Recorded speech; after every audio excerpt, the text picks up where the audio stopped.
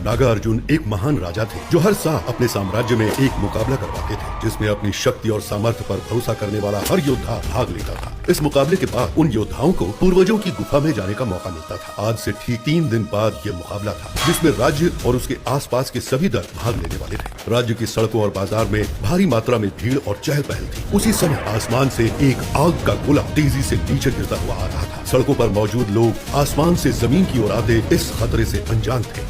अचानक विद्युत नाम का एक लड़का जोरों से चिल्लाया, वो देखो सूरज नीचे आ रहा है। अरे देखो ये पगला क्या कह रहा है, कभी सूरज भी नीचे आता है भला। उसकी इस बात पर वहाँ मौजूद लोग उसका मजाक उड़ाते हैं। बाकी लोगों का ध्यान भी उस लड़के पर गया और एक दुकानदार बोला, ये पागल, चल भागे यहाँ से, सुबह सुबह काम खराब करने आ गया। पागल नहीं हूँ, मैं सच कह रहा हूँ। ऊपर देखो, तुम्हें भी यकीन हो जाएगा। विद्युत की इस बात पर वहाँ खड़े लोग हंसने लगे। मूर्ख है सब, चलो मुझे क्या। लेकिन फिर उसने आसमान की तरफ दोबारा देखा और खुद से कहा, लेकिन अगर अभी कुछ नहीं किया तो ये सभी लोग मारे जाएंगे। ये ख्याल आते ही वो तेजी से मीनार की ओर दौड़ा। मीनार एक घंटा घर की तरह थी जिसमें बने हुए विशाल अग्निकुंड में खतरे का आभास होते ही आग जलाकर राज परिवार और ताकतवर वीरों को सूचना दी जाती थी ताकि वे खतरे का सामना कर सकें। विद्युत तेजी से मीनार की ओर दौड़ा पर अचानक उसके कदम रुक गए। विद्युत ने अपने मन में कहा, अगर मैंने इन सैनिकों को बताया तो ये लोग भी मेरा मजाक उड़ाएंगे जैसे बाजार में उड़ाया था। मुझे इनसे बचकर मीनार के अग्निकुंड तक पहुंचना होगा। विद्युत ने तुरंत अपने झोले से एक लाल पाउडर निकाला और भीड़ वाले इलाके की तरफ उड़ा दिया। जैसे ही वो पाउडर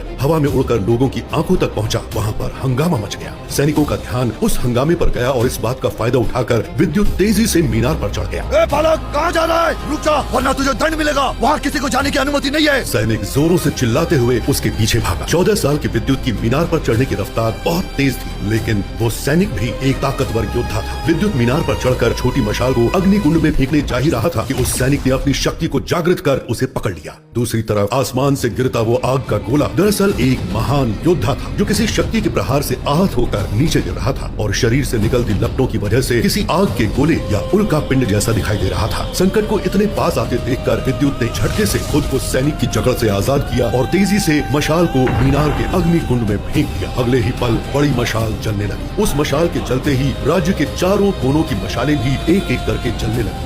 ऐसा होते ही राज्य के ब्रह्म पर्वत से नीले प्रकाश के साथ एक शक्तिशाली इंसान हवा में तेजी से उड़कर मीनार की तरफ आ रहा था। नीचे खड़े लोग आसमान में उसको उड़ते हुए देख रहे थे। तभी एक इंसान बोला, वो देखो, ये तो राजघराने के रक्षक महान ऋतिकवेदा है। दूसरे लड़के ने कहा, लेकिन ये मीनार पर ये चेतावनी के मशाल किसने जलाई?